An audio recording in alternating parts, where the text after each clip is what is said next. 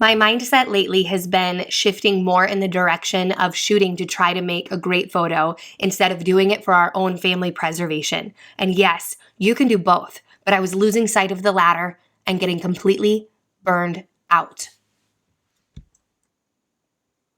That's a quote from a photographer in response to episode 60, which was togetherness and being present with Lindsay Davis. And sadly, it's also a story I have heard over and over in recent years. So we're bringing that story to the surface on Intentional Documentary today. My guest is professional photographer, filmmaker, and founder of the Filming Life Academy, Courtney Holmes. She's taught her own class, Filming Families, the Modern Family Video, on CreativeLive, and speaks frequently at many conferences and events in the photography community. And on top of all of that, she's consistently booked out with her actual clients as well. People love her and cannot get enough of her work because she's creating work that is ridiculously meaningful to them. So that's what we're actually going to dive a little bit deeper on, is documenting with this root of meaningfulness and what that means. So we're talking about documenting the stuff that's not just raw, honest, real life, and important random moments that tie us, humanity, all together, but also the most high value, unique to you, meaningful, tiny stories in your life, the stories that you look at and they fulfill you. They are the stories that you look back at and they are stories that have changed you. They have molded you and shaped you and your family into who you are. And yes, you can do this for your clients as well. This is exactly why Fearless and Framed was opened to begin with. So we're sharing our approach. We are advocating for this approach as something that is also 100% documentary, and just sharing around our own story of how we had distance from this approach because we started to feel small as this documentary family photography community started to grow. And for me, I felt like I've had to stand up and fight for its validity because it's just, some voices are just bigger, I guess. So we're talking about it all. Can't wait to talk to you on the other side. Enjoy the story. Hey, Courtney, welcome to Intentional Documentary. I love that you're on this podcast right now because you have been one of my longest friends in this photography journey and documenting and really, you are someone who has stayed true to the heart of documenting from the beginning, which is one of the millions of things I admire about you. I love to, when I bring people on, I notice that I jump right into stroking their ego instead of just saying, hey, let's talk. So, hey. Hi, I'm so glad to be here, Marie. It's just such an honor. So thanks. Yeah. So, let's talk about our experiences because we've had a lot of conversations outside of Facebook, especially outside of, I think a lot of the communities that exist today. And I wanted to bring you on here because you are very successful. Not only are you a photographer, but you make incredible family films and own the Filming Life Academy. And I'm saying that because, well, what we were talking about, or what I was saying to you before we hit record, and that I haven't taken on clients in years. So sometimes when I start talking about my own approach to photography, I start to feel like the validity of what I'm saying is just, it doesn't, like maybe there's less value in it, or maybe there's less merit in it because I'm no longer taking on clients. But you and I have such a similar approach. And so I wanted to have you on here to talk about that. So we can just talk about this because for me, and I'm excited to hear what you have to say, but I don't really see a lot of people complaining about this publicly in Facebook groups or anything like that, but I get a lot of emails from people who are like, thank you for redirecting me back to my purpose. Thank you for helping me find what really lights me up in photography. And they start talking about like Facebook groups and different communities where they have started to feel like what they are doing is wrong or what they want to do is wrong. It's not following this certain set of rules or whatever. So let's just start there. Can you tell our listeners, like you were someone in the Goodbye Posing Guide group from the very beginning, and that experience changed over time. So fill us in. Yeah, well, I started doing family photography. When I first started was like 2010, but really I had young children. My business actually really started in 2013 after my daughter was born. And I remember coming across the Goodbye Posing Guide, like the actual product. The ebook, right? Yeah. When you were selling that, I came across your site, and I honestly don't know how. The way that I came across is I don't remember exactly how, but I do remember I was at that point early on in my business where I was trying to figure out how I was actually going to run sessions. And at the time, I was taking clients to the park, or mostly, I think it was mostly I was just taking them to the park. And, it would run for 45 minutes, maybe an hour or so, hour and a half. And we would go to the park, and and I was at that stage where I was trying to figure out how I could make them look the way that how I could make the pictures that I could see in my head. And I came across the Goodbye Posing Guide, and I was like, yes, this is exactly what I needed. And then through that was the Facebook group, right? So that was linked. I can't remember if there was like an email that went out or how soon you created the Facebook group after releasing the product. When did you actually create the group? What year was it? That was everything 2014. I created a Facebook group at the same time as I created the ebook. And but then shortly after, like at first the group was just for people who had bought the ebook. Yeah. And I started to realize that, there's so much, there was so much of a need for the conversation of documenting instead of traditional family portraits and Etsy and Pinterest and all the things that so many of us were feeling, that I opened it up, and it grew really fast. Yeah. So I really loved the group. And it was sort of my happy place. It was the only place that I felt like I had online that was full of people who are aligned with the same approach that I was doing. Because in a lot of the other groups, it was really about um, it looked like photos that weren't posed, but they actually were, like that kind of thing, where there were a series of prompts that they would ask people, but I didn't even want to do that. And what I loved about the Goodbye Posing Guide was, for me, like, I've always been in search for meaning. What is the meaning of this? I don't like doing things without meaning.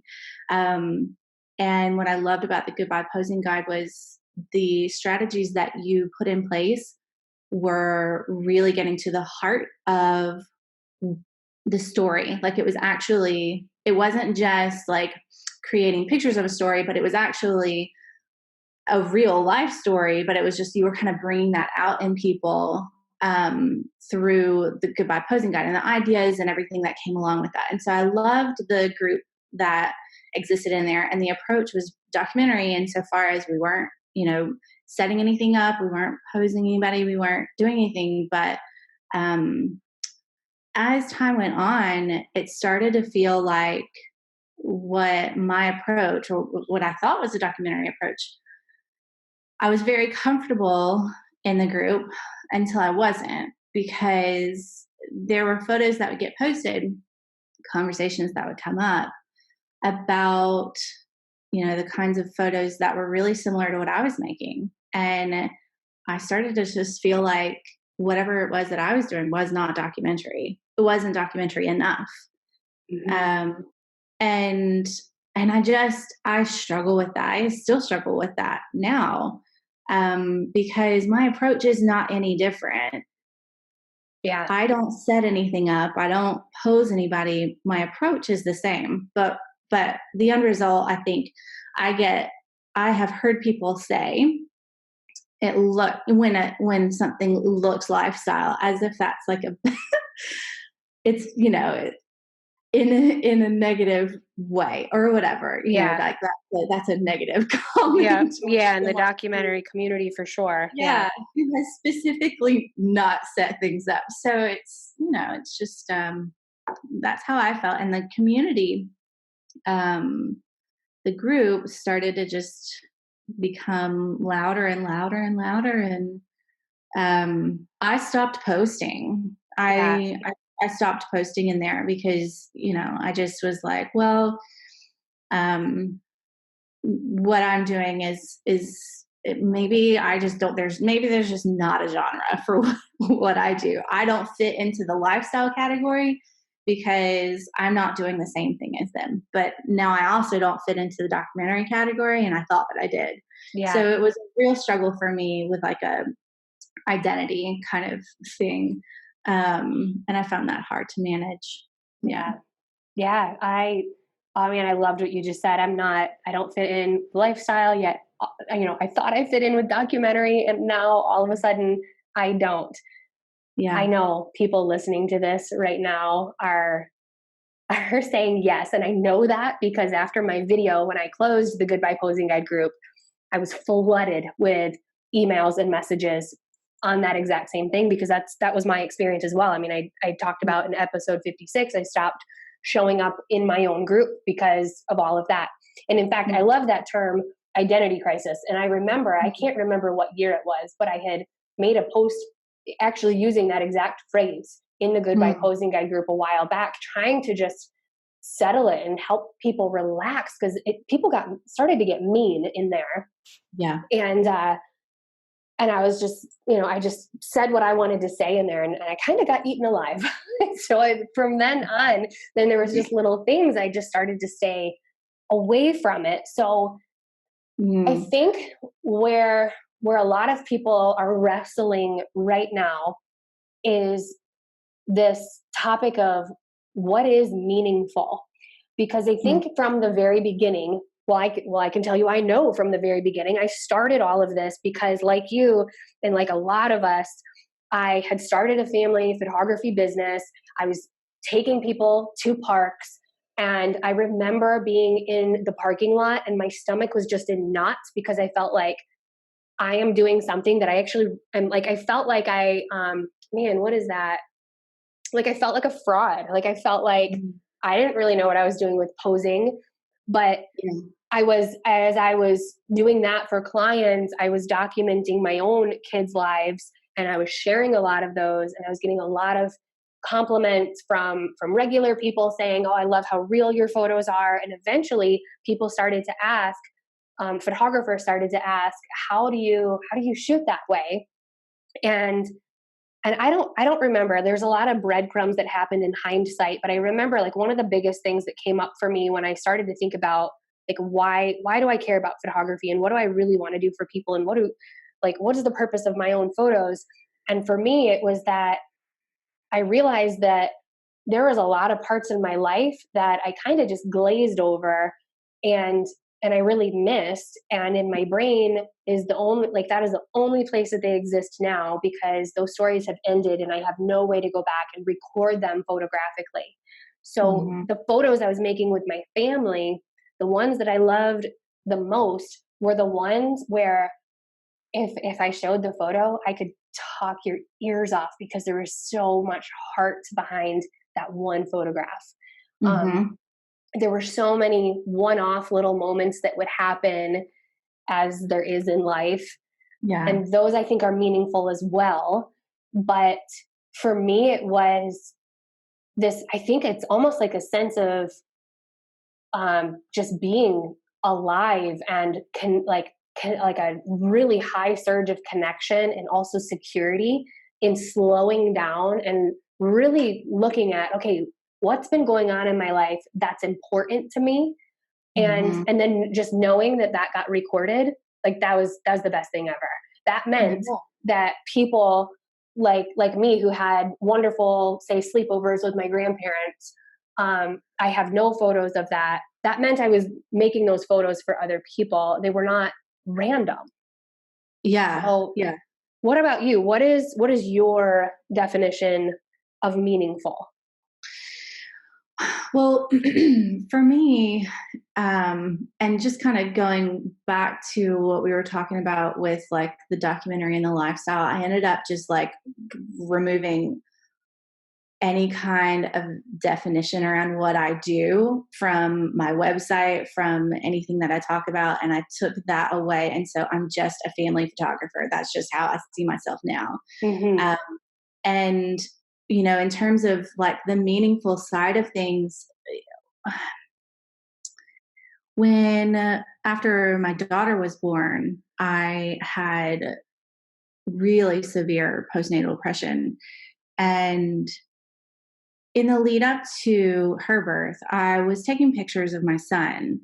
But once she was born and I started taking pictures of both of them, the meaning behind what I did really, really flipped on its head because it became more of a therapy for me. And there was a lot, I could spend, 23 hours of a day telling you all the things that were hard about life, right? Yeah. And I knew that for my mental health, what I needed to do was look for the things that were good. I don't know if you know Haley Bartholomew. She's someone who I just think is absolutely amazing and inspirational. But around the same time, she was on CreativeLive and she showed the 365, what was it? Was it 365 grateful? And well, maybe it wasn't 365, but it was something about grateful. And the point of the point of the project was that you take pictures or video of things that you're grateful for, right? And so I started doing that, not as religiously and definitely not part of the project, but that's what came into my mind when I would shoot. Anytime I brought a camera out to my face, I would think about what it was that I was grateful for in this moment. And that sort of then evolved into wanting to create pictures because at that time I was mostly doing personal work, less so of client work because I had a small baby at home. So my time was a lot more limited. And the pictures that I was making and the videos I was doing were really focused around like I find it really hard to show how I feel with my kids. Like just the weight of the depression was so heavy on me. But if I could just make these pictures that would show them how I felt, like the love, then that would be something that they would always have, right? Yep. And so for me, like that's the meaning. That is where, like, it's the everyday life. It's still the things that just happen naturally, but it's being able to find ways to infuse the love and whatever connection was happening in between them. And so then as I started to kind of come out of that after about a year, then I felt called to do that for other families because I know that this is not exclusive to me. I'm not the only one who has struggled being a parent. And even now, when I shoot for families, I know like the hard stuff, I still shoot the hard stuff. I still celebrate the realness of family, not family life. But what to me makes the work that I do and the pictures that I look for as I'm shooting, as they go about their normal life, I look for the meaning behind those in terms of how much those parents love their kids. And I want to create work for families that it's not actually for the parents. And I tell them this all the time, like, it's for your kids to see how much you loved them, because that's not something we take time for every day to sit down and tell our kids. I mean, we tell them, right? We tell them we love them every day. Most parents do. But really being able to show that and look for those moments of connection and love in the way that a parent does anything. But also to be able to, and this kind of goes like in terms of the meaningful, the only way that I know what's meaningful for them is by asking them beforehand, what's meaningful to you? And so, I gather a lot of information about what actually matters to them. And then I just sort of infuse that with my own experience as a parent, and just knowing, especially now that my kids are older and I work with families whose kids are younger, how quickly that time goes by, and what things matter to me now, what things I wish I had recorded when they were, younger, even though I probably have recorded like everything they ever did. But, it's bringing in that meaning into the image through my own filter, I guess, my own lens of my experience as a mother, and how struggling the day to day with the busyness of life, and just being able to capture the most important and meaningful things as they happen, that they don't take the time to sit down and think about. So I hope that has. Sorry, I got a little teary through that, but I love it. I was like, yes, I made another person cry. No, I was actually thinking, I want to go back and actually count, because there's so many people that have gotten teary-eyed on this podcast, which is just a signal to me that we're talking about stuff that's important, is all that is. I actually want to read from one of our conversations to sort of put a cherry on top of that. This is what Courtney said. Our life wasn't perfect, but there was always love. That was something that she felt, and I don't remember, now I'm paraphrasing your words, but it was important in your photographs. And I loved that. I loved that little mission that you have inside of your heart. Yeah. It's so much. It's from me, and then that, I think, shows up so much in the work that I do for families as well. Oh my goodness. Yes, it does. You have this gift of just seeing those moments when people really connect with one another. And I feel like and this is not a bad thing against any of you photographers who don't do that all that much. I shouldn't say well, but much in your imagery. Like, it's just something, like, it's a strength that you have, and we all have these different strengths of the way that we see. And that just, it really comes out in your work. Have you seen the article that's been passed around like crazy? And I know you're not on Facebook a whole lot, so probably not. And it's called "It's Later Than You Think." No.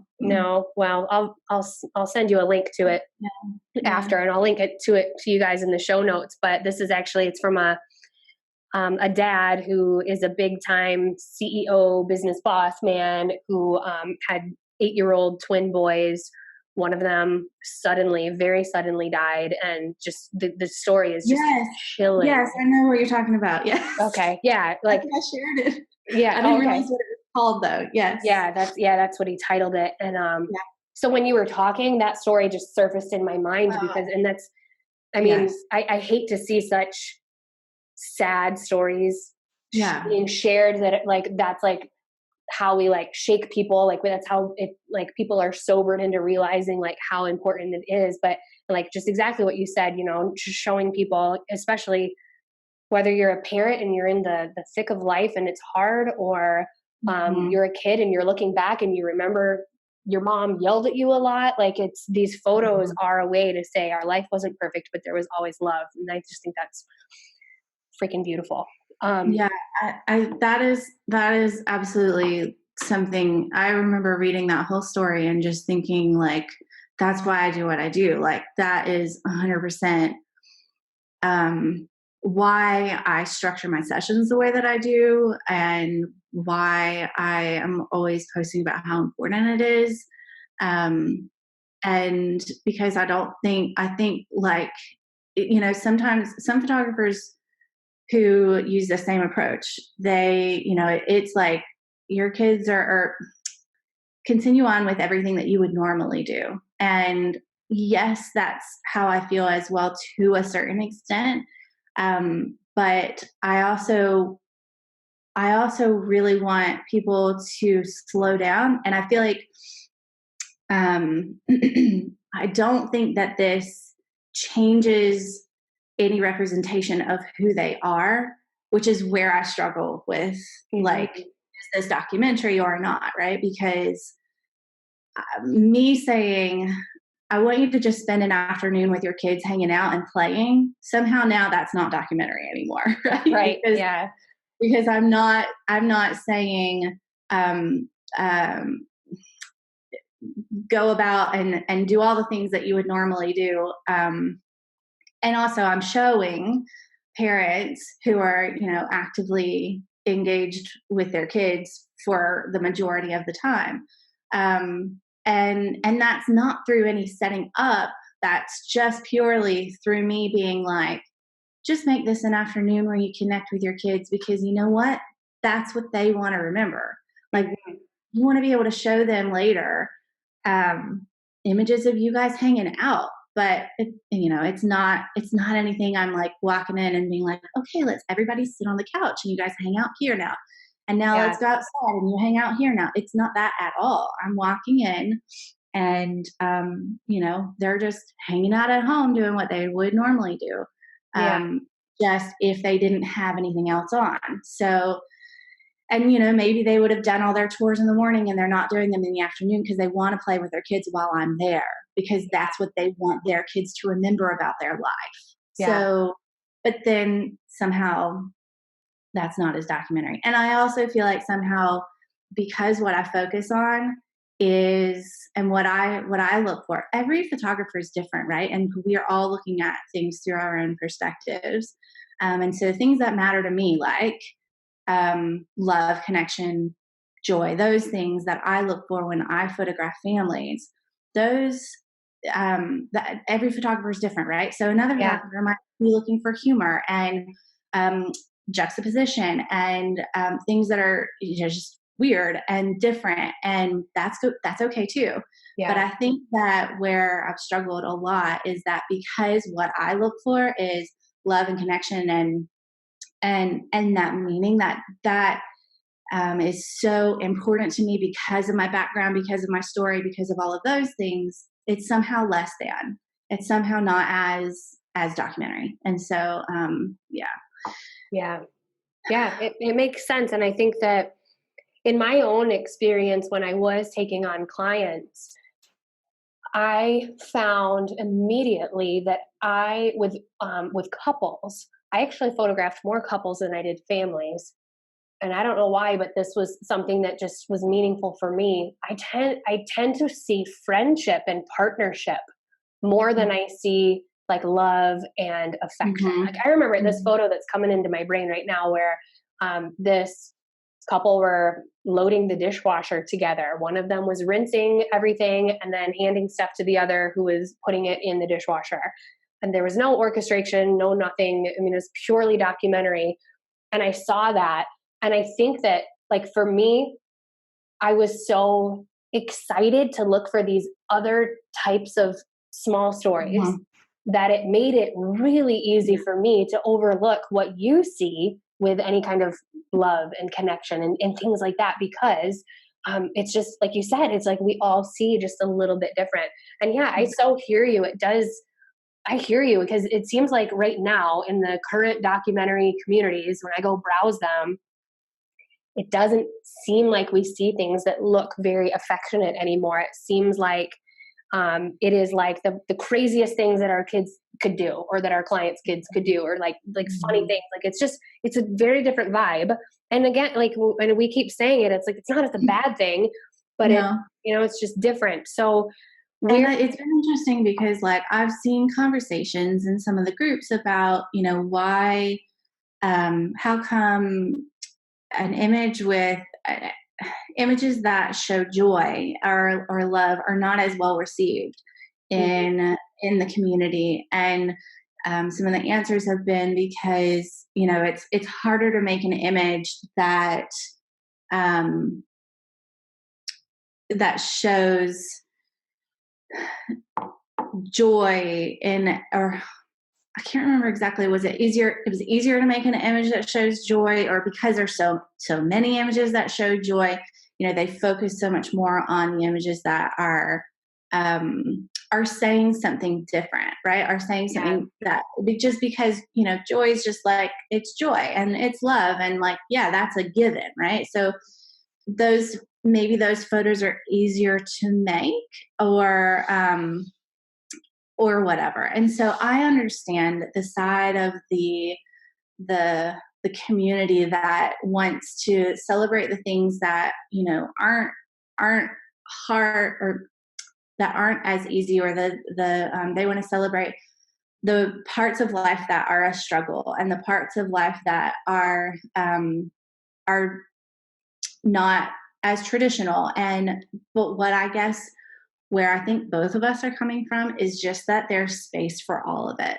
yes, And that just because the primary body of work of a person is focused on love and connection, and that because that's what they look for, doesn't make it less documentary or less worthy of being shown and appreciated within the community. And I think if you go and look at a lot of the photographers, they also still shoot that, and it also is in their work. I think it's just being shown less because there's like this sort of expectation of what looks documentary and what doesn't.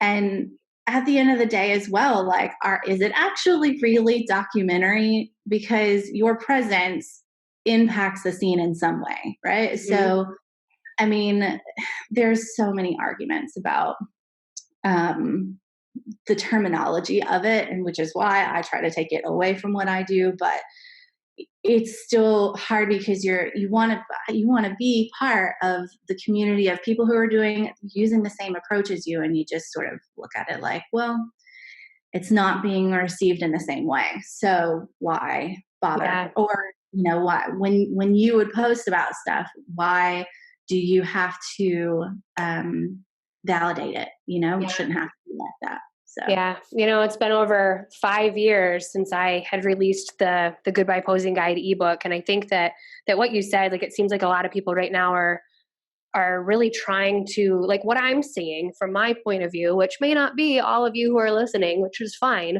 But what I see is these common threads of people showing struggle on this mission to show people that life is not perfect, and that's okay. We're not alone, and that's freaking beautiful, and it's freaking awesome. Right. But exactly what you said, Courtney, how there is room for all of us. Yes. And like that to me, like, if I were taking on clients again, sure, I'd probably photograph that stuff too, because I think it's meaningful and I think it's memorable. But if I were, there's 2 stacks of photos side by side, I'm going to pick the ones that are filled with these stories that have shaped my life.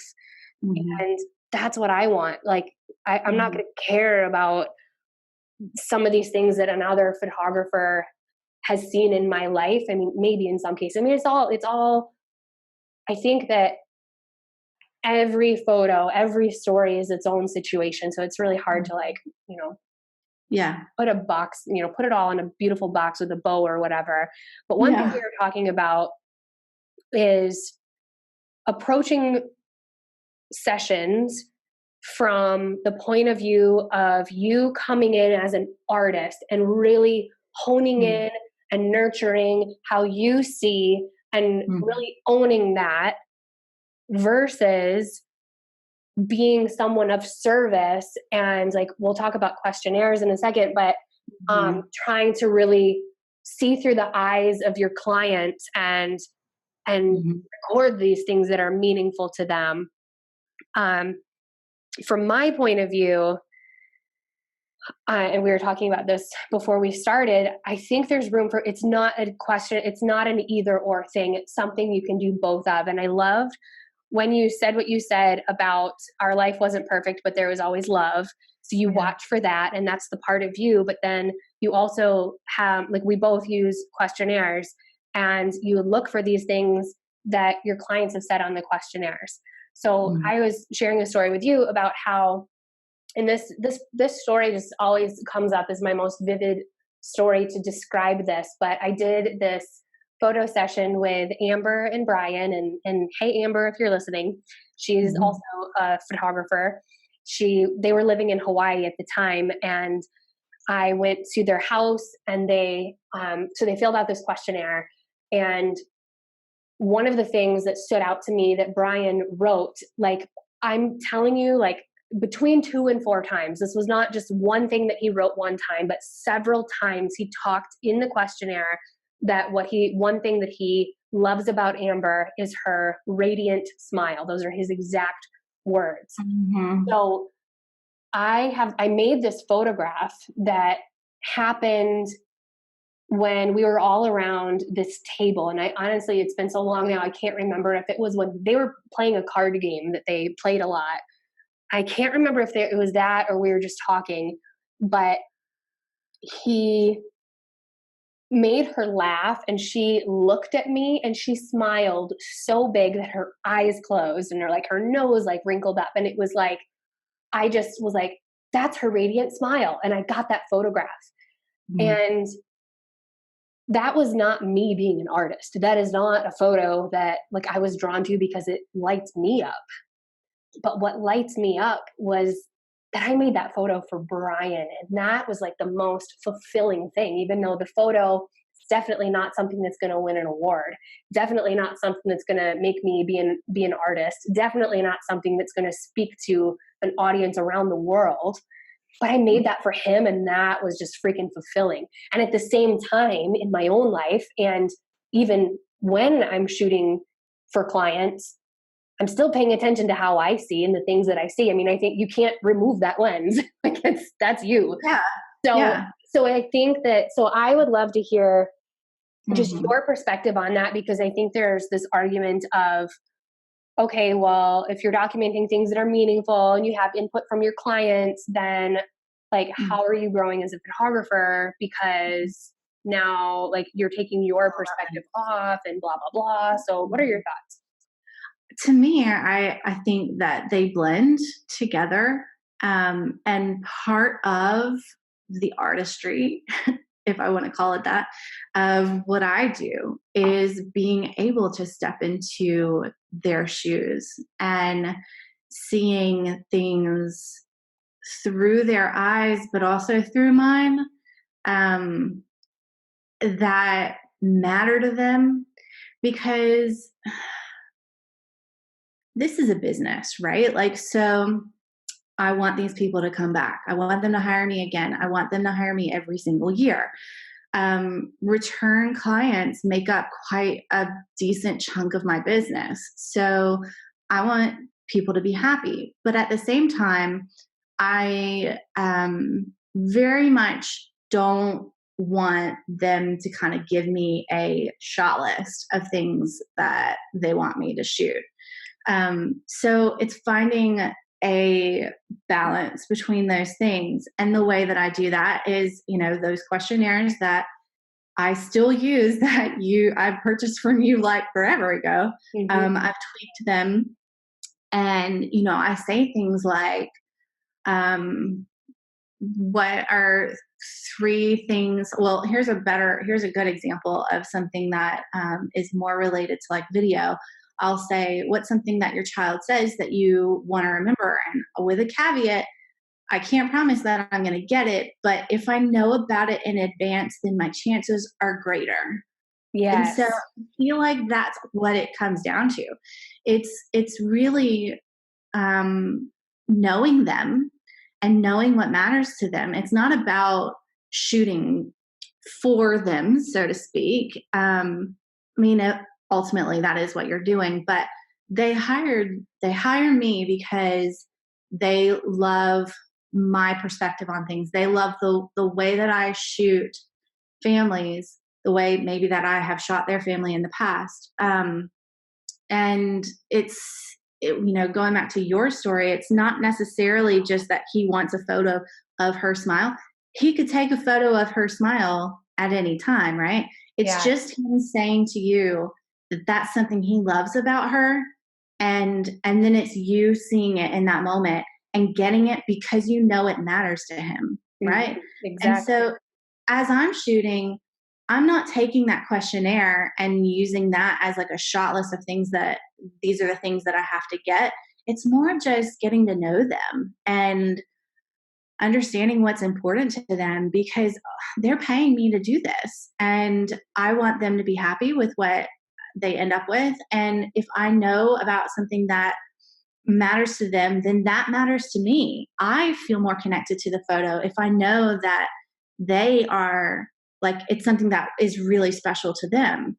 So it's not, to me, it's not one or the other. And I don't think it makes you any less of an artist if you go into it shooting something because you know that it matters to that family. I don't see why you would not do that. Exactly. Personally. Yeah. If you're doing things for clients they have paid you to do, why it just seems like it's good business sense to make photos and capture video of the things that are the most important to them. Because otherwise, if you're just doing it for yourself, then you may as well just go and do personal work all the time, right? Like, yeah. I don't know. Yeah, I think it'll be a lot harder to find clients because I'm just speculating, but I would think most people like are spending a lot of money. And They are. I think maybe as an artist, it would be really easy for me to hire another artist and just trust them to do whatever they want to do. But for a lot of people who are not artists, I think that they're going to want to pay for something that they feel like they are getting a really important and meaningful return, something that is like longevity for their money. And there are, I'm not like, and we both know this, there are people out there who are big into the art world or like they value somebody else's perspective. So I've actually got two things. So number one, just going real quick on the questionnaires, what kind of came up was because I know a lot of photographers struggle with, well, then are you kind of creating this mock scene that's not really true to their day and blah, blah, blah. And the way, like, I've really wrestled with that one myself, wondering if I'm really like altering their life or whatever. But the way that I just had like described like what a questionnaire has done for me is exactly that. Like it helps you just get to know these people so that you have these opportunities to see things through their lens that matter to them. And for me, when I was working with clients, what it allowed me to do is just set the when and the where that I'm showing up. And it had nothing to do with altering what I'm shooting.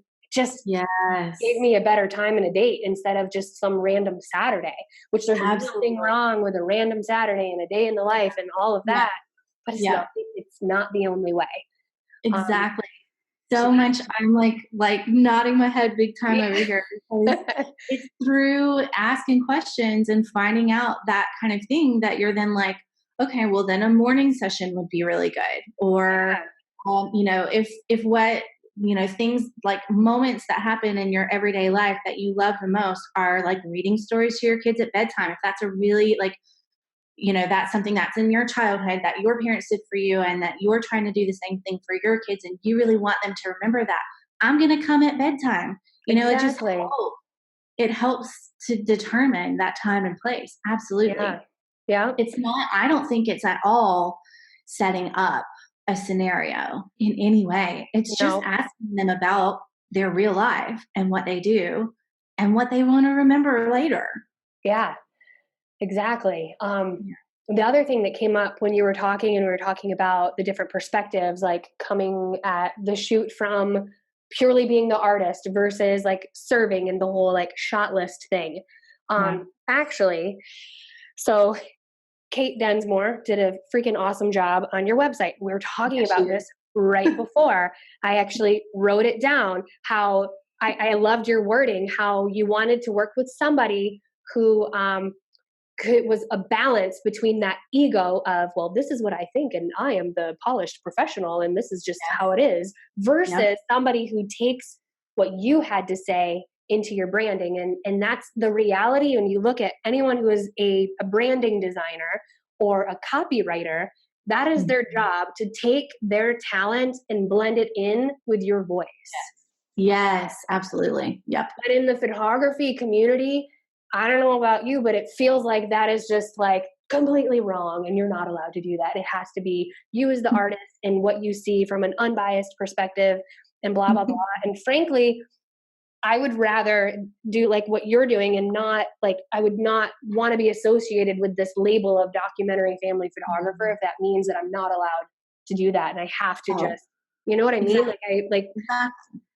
I think that when people are hiring you, they are hiring you for your perspective, but they're also hiring you because they believe that you're going to get something that matters to them as well. And that's both of your perspectives together. And I think, exactly. And I think too, like, you know, at least for me, you know, and it still kind of, I guess, it boils down into my why I do what I do. But the concept of just seeing people, and, you know, how can you just show up on the day and without any lead work at all, and know already what, I don't know, I guess it's just two different approaches, and I don't think one's right over the other. I think it's just that there should be room for both when the approach is this, when the actual like shooting approach is the same. How come the process of getting to know your client beforehand somehow changes, you know, the genre of what it is? Like, how is that a thing? It's just not. And the other thing I think I want to say is that, you know, in terms of like being an artist, if you're a like celebrity photographer, you don't have this issue. But if you're just like the everyday kind of photographer trying to make a living in your town, you need to be doing work that matters to people, like that you're shooting, right? Because you're going to get more clients that way. So I think you need to really take some of that with a grain of salt as a photographer who's really just trying to get clients. You need to find a balance as a business person and think about how products that make you feel like, what makes you buy things. What makes you buy art? You connect with it. So when you're doing a day in the life for a family, a documentary session for a family, it's the more that you connect with their story in the lead up, and the more you get to know them in the lead up, the better you're going to make them feel about their photos later, I think. But that's just been my experience. And I think that's something to be considered if you're doing this approach. But again, it's not one way fits all, like one size fits all. It's just different approaches. So I you know, like we were saying, I just don't think that it makes it any less worthy. And I definitely don't think that it means that you're setting anything up.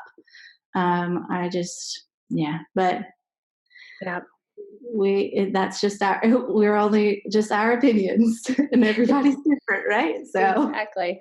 And I mean, that's, for those of you listening, that is why we wanted to do this episode, because we struggled with this. Like, both of us felt like, oh yes, we found this community, this is so us. And then all of a sudden we're like, oh man, we don't fit in. We're wrong.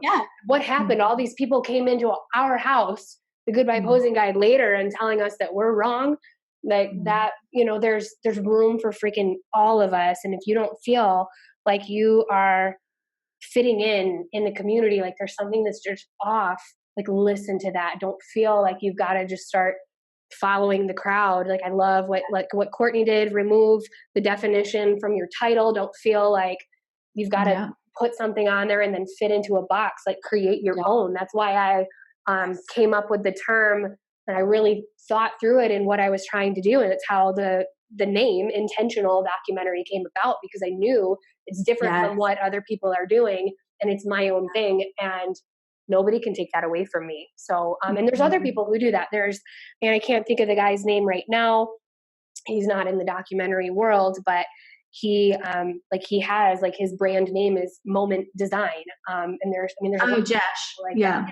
And there's lots of people like that who have kind of carved out their own thing, and they own it. And that is like one of the biggest things I hope that people listening take away, is that you don't have to do something that doesn't feel right for you just because you feel like you got to fit into this a certain community. And I think that and just got to also remember that it's all about perspective. And I think sometimes the more we start to learn, say like we want to learn our master our photography or further our skill set, I think sometimes we create this avatar in our head that's not necessarily how other people think, but it's what we think that we need to aspire to be. And we create these sets of rules in our head. And the reality of it is you can create your own thing. Like you don't have to like live up to that. Like I'm sure some documentary family photographers are listening and they're like, what are these people talking about? And so they've seen that. They haven't witnessed it. They've just jumped in and are loving life in this community. And that's great. But as we know, that's not been the experience for a lot of people. I think too, and one thing I wanted to add is just as like a homework exercise for people who are sort of in this place of, man, I'm shooting and I love this, but I don't really understand like what I'm doing. And I don't even know how to, like if you're in business, you don't know how to market your business because you see what all these other photographers are saying on their websites. I said this in episode 56. I think that is just one of the best things that you can do for your photography and for your business and just for your own personal work is to really slow down and take a look at what you stand for. And like that question that Courtney and I were saying, I don't think we actually said it in this episode, but like that question of like, what do you want to remember? That's a good place to start. There's so many different questions and things on that. And then one thing I also wanted to say too, because you and I have both been around for a while. We haven't been in this community for 2 years. I've been in the photography industry, paying attention to the photography world since 2012. And I've seen a lot of things come and go. And one thing that I see happening all the time is there will be these things that are really trendy and communities are working towards different things. Maybe it's finding the light. Maybe it's complex composition. Maybe it's environmental portraits and or maybe it's a personal project that you want to do and you're serving your community through whatever. I find, or maybe it's like going after awards. I find that these waves of these different things come into play and then everybody's like doing them all at once. And that is not a bad thing. I think that is a wonderful way to grow your perspective, expand your perspective, practice and push yourself. And there's always these wonderful things. But I think sometimes it's like a game, like Tetris. You get me playing Tetris or something, which I don't play games like that because what happens is I can't put it down. So when I get involved in stuff like that, like I go all in and I want to go all the way. And so what I think sometimes happens when people pursue these different things that are going on, and what I just really want people to hear is to don't chase these things that cost you from seeing your own stories. Yeah. Like sometimes that's what ends up happening is you start to create this like avatar effect in your head of all these things that you need to aspire to. And all of a sudden there's a lot of distance between you and what you stand for. You kind of forget about it because you're involved in all these things. So you just got to just make time for that. You don't got to and you got to get off social media. Like, yeah, yes, just get off of it. yeah, Get off of it, and it will free up your mind so much. It's yeah. unbelievable. Is there anything else that you want to add on all of this before we move into your meaningful, iconic photo? I guess, if there's anything that I want to say in addition, is it's just you don't have to fit into a box. And we touched on this before, but if what you're doing feels good, then just keep doing it. Don't worry about whether you fit in with the cool kids or not.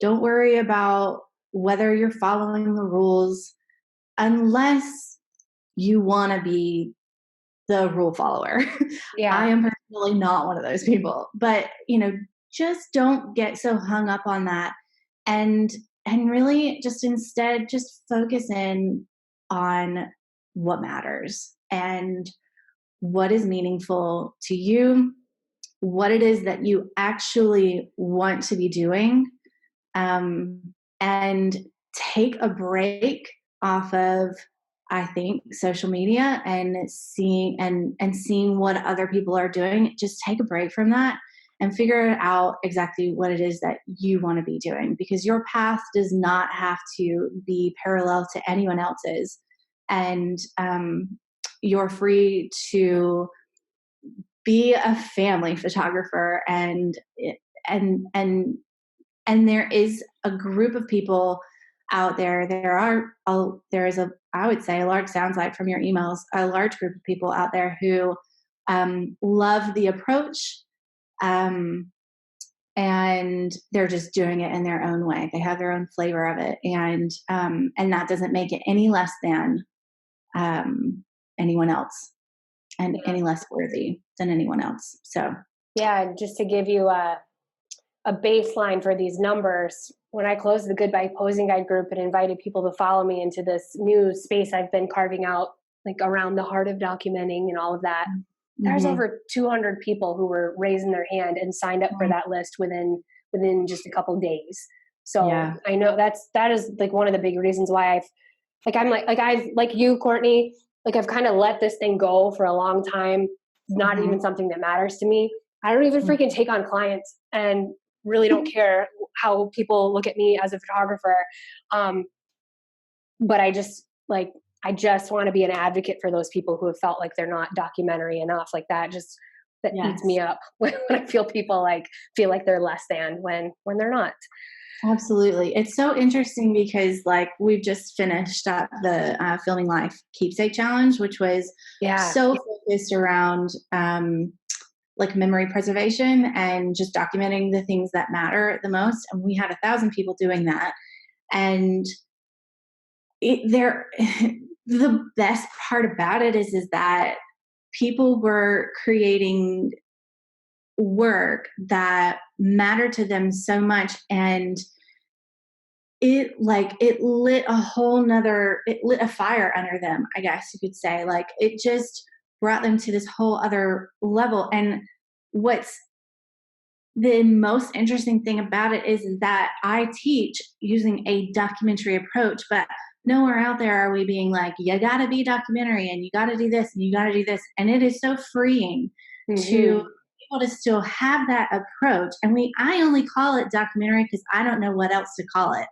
It's just that I don't tell people what to do, basically. Yeah. It's a way of saying that, right? Yeah. It's just that I'm documenting a moment in time without setting it up, right?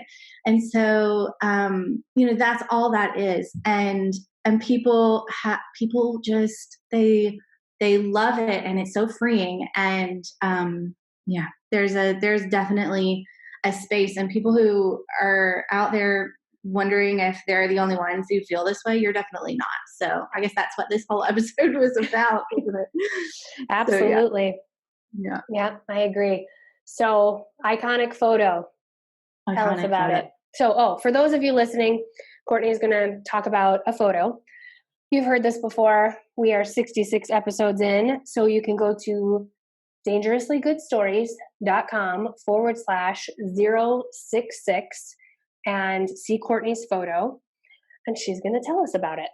So go for it. So this photo is one that, and what I love about like a lot of your iconic photos is that they don't necessarily need to be award winning.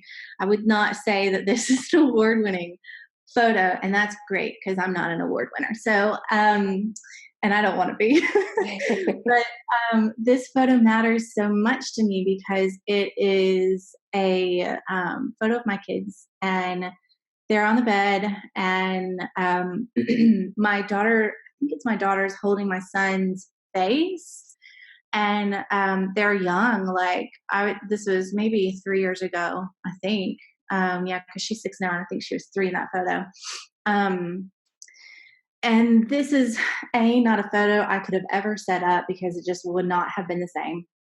And B, it, to me, like I have a really good relationship with my siblings for the most part, but I think it probably could be stronger, especially with my brother. And there's something about like I just try to really cultivate a deep bond between them. And now that they're the ages that they are, when she tries, because so he's 9 and she's 6, but he's almost 9, and if she tried to hold him like this, he would be like, "Get off of me!" Like he would push her away, and then eventually he would probably give in. But this was how this is how I see them together as like a brother-sister unit. And he's like, they're just embracing each other and holding each other, and the looks on their faces, their eyes are closed, and they just look really content. And it just says everything about their relationship with each other in just one single photo that I think anybody else looking at would probably be like, "Oh, that's a sweet photo of 2 kids." You know what I mean? But to me, it epitomizes what I see in their relationship, and what I really work hard to cultivate. By spending time like talking to them a lot about how they've got to protect each other and look out for each other, and how important it is to be friends, and all of that stuff. So I put a lot of effort into that, and this photo really represents that for me. So, oh my goodness, I love that, because I think 66 episodes in, you're the first person to share a photo that is focused on a relationship of siblings, and man, it's important. Mm-hmm. So important. I mean, Dave's mom, my husband Dave, his mom has a brother, and they don't even talk at all.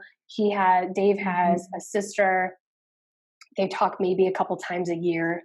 I talk probably it varies. Maybe I'll talk to my sister a couple times a month, and then maybe it'll be 2 or 3 months that'll go by. Yeah. So, same. I love that. So I have this photo that's making me think of this, where Kendall is hugging Levi, and I actually printed it out on a canvas. I loved it that much.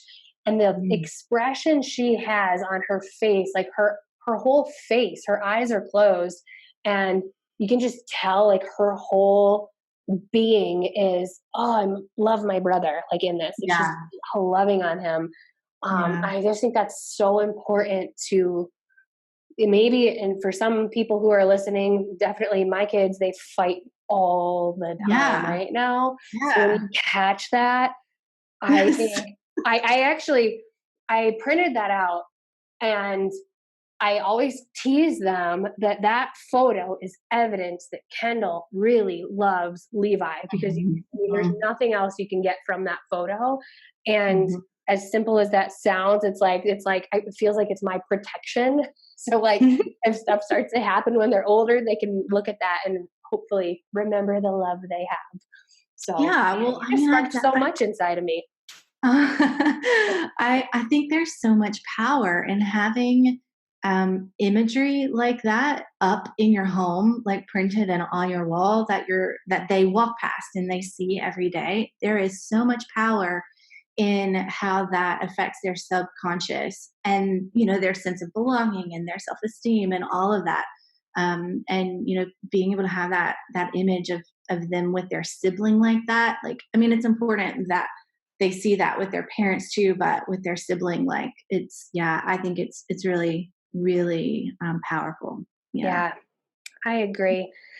I can't. So, those of you listening, as always, you can see that photo of Courtney's in the show notes at dangerouslygoodstories.com/066. So, when this episode is live, when people are listening to this, your filming life retreat will have already happened. And I Yep. can't wait to hear how that goes. And already, you guys are talking about the 2020 retreat, which will be in the same month, October. Mhm. But you have a different location in mind. Can you tell us about that? Yeah. Well, so in back in April, we did a keepsake challenge, the mini film keepsake challenge. And at the end of that, we did a survey. And at the time, we were selling tickets to our retreat that's happening in Sydney in October next month. And we did a survey and we asked people if they were planning on attending, and if not, why not? And a lot of the responses that we got were it's too far away, because we have a lot of people from the U.S. who are part of the academy and who are have participated in the keepsake challenge. And so we started it's sort of a bubble of an idea right now where we are just putting the feelers out and considering um, locations for next year for the retreat. And we're thinking about Austin, Texas in October 2020. So we've put together a page for people who are interested to, if they would like to come and attend that. It's a 3-day workshop full of so much information on filming. And so, should I give you the URL now if people want to go Yeah. sign up? So Yeah. it's just filminglifeacademy.com/retreat 2020. And so that's just a list where you can add your name, and we're just starting to see how viable of an idea that is, and see if we can make that happen for October 2020. So that's super exciting, and that'll be me and Allison Redman and Callie Pertel. So we're thrilled about doing that. So yeah. Yeah, I'm so excited for you guys to already have that, like, in the forecast. Yes. And I mean, those of you listening, if you have any desire to learn about family films for yourself or for clients, these girls are the girls to learn from. And I don't say that lightly. It's because I'm addicted to seeing all the videos that they come out with. And I always rave about, I'll never forget. Allison, she was in episode 23 on the podcast. And I remember, I'll just never forget getting her films that she was sending to me as examples, and just her talent for music. Oh my goodness. Yeah. You're awesome as well. But I think I'd never really paid attention to it until, like, Allison and I had a conversation about it. And I started to learn about her background, and wow, you guys are so awesome. So, thank you for this conversation. I told you beforehand that for me, like, I felt like this was something that I have been sitting on for a long time, and I want to move beyond this. And like, I wanted to have this conversation for closure as a way, so that way when I see this conversation bubbling up, I can direct people to this, not talk about it anymore, move forward. So thank you. Of course. It's my absolute pleasure. And I think, in several of my messages to you, you've heard how passionate I am about just wanting you to see how much of an impact you've made on people like me, and I know hundreds of others, and the way that you have really helped shape the way that I approach my sessions and just the meaning that I get out of creating what I create for people. It honestly, for me, started so much with you, and I can't thank you enough for that. So I am happy to be part of this with you. And I'm so thankful for our friendship as well. Thank you. Now you're about to make me cry over here. Oh, it's a big old love fest. Oh, thank you so much. Welcome back. I've been saying it for about 66 episodes now. Documenting is not one size fits all. And oh my goodness, I wish Courtney and I were doing this with you live, because I am dying to know your thoughts right now. What insights did you find? Email me, marie@dangerouslygoodstories.com. How can I further help you notice and respond to the tiny stories in your life that matter? I'm reading every single email. Visit dangerouslygoodstories.com/066 for today's show notes. There's a few things to look for when you get there. Number one, connect with Courtney and all of her goodness. You'll see all her links, her iconic photo, and I've linked to her retreat, the academy, her class, and all the good things. Number two, if you miss the old Goodbye Posing Guide Facebook group from back in the old days, I have a new group. Now, here's the thing. This is not a photography group. So it's not a place for you to go and just shower it with pictures that you've made lately, but it's around noticing more of the tiny stories in your life and savoring them and appreciating them, and even recording them. I do want to see the stories in your life as well. But the thing is we're really trying to hone in on this idea of the highly meaningful tiny stories in our lives, and how just trying to make sure that we are connecting through them, even though we're knee deep in the noise and busyness of life. So the show notes will tell you exactly how to get access to this group. And then the third thing, if this episode made you curious on how you do this with clients, I have a client questionnaire collection.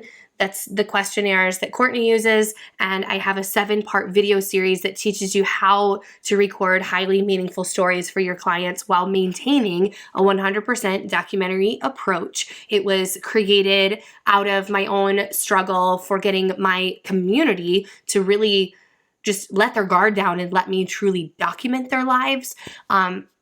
It's called Intentional Documentary. It's less than $100. And you really can't go wrong. So visit the show notes, dangerouslygoodstories.com/066 for all of this stuff. Your homework for this week, take a break from social media. Assess the stories in your life. Start there. Make a timeline of your life. Look for the tiny stories that changed and shaped you into who you are today. Look at the seasons you've lived. Look at what's coming up as a last in your near future. Start there. Start with observation. Move to the documenting later. Some of this stuff doesn't even need to be documented. It just needs to be acknowledged and felt. What would be the next honest keepsake story of your life if you approached documenting through the lens of the stories that just pulse your heart right now? Not just the random and real with perfect light and composition and all the things that, readable stories that the whole world's going to just get and feel connected to, but the stuff that is unique to you. Next week, you'll hear a conversation with a guest who can help you get your own private podcast episodes of family stories. It's a really cool, new thing, I guess is the best way to put it. I can't wait to share. I'll see you then. Until then, stay awake for your stories.